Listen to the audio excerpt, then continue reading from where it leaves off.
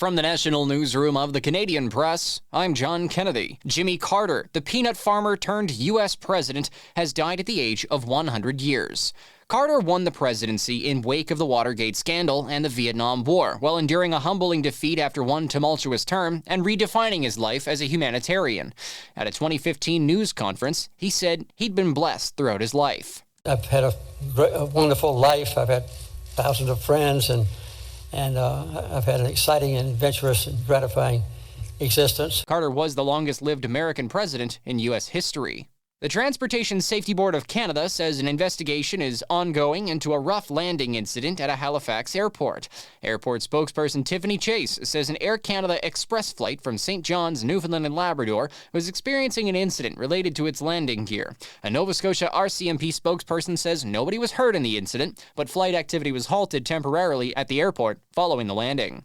A Boeing jetliner landing in South Korea exploded into flames, skidding off the runway and slamming into a concrete fence after a botched landing. Preliminary investigations suggest the flight had landing gear trouble, with 181 people killed in the disaster. Only 2 people, members of the crew of the plane, had survived. The flight had arrived from Bangkok when it crashed in a town south of Seoul. Police in Winnipeg have charged 2 teenagers after they allegedly attacked a man with a machete. Police say they were called to the assault on Friday night in the city's northeast and found a man with significant injuries, having him taken to hospital where he's now in stable condition. Police say they used a canine unit to help track down 3 people, and 2 of them were arrested after a brief chase. Police in Surrey, BC say 2 people are being treated for non-life-threatening injuries after a brawl broke out at a pub early this morning. The Surrey Police Service says officers were called to a large fight outside of a pub on 132nd Street, with 2 men shot after the fight escalated.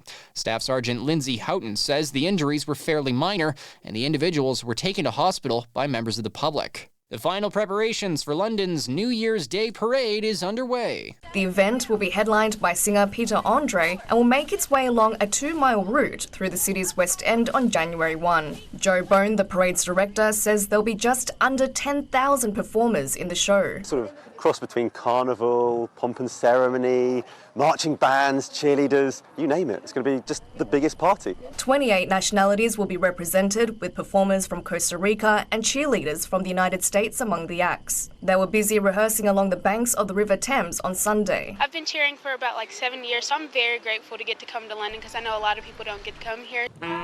The London Parade is the biggest New Year's Day street event of its kind and first took place in 1987 with 2,000 performers. Nayan Kim, London. This is the Canadian Press.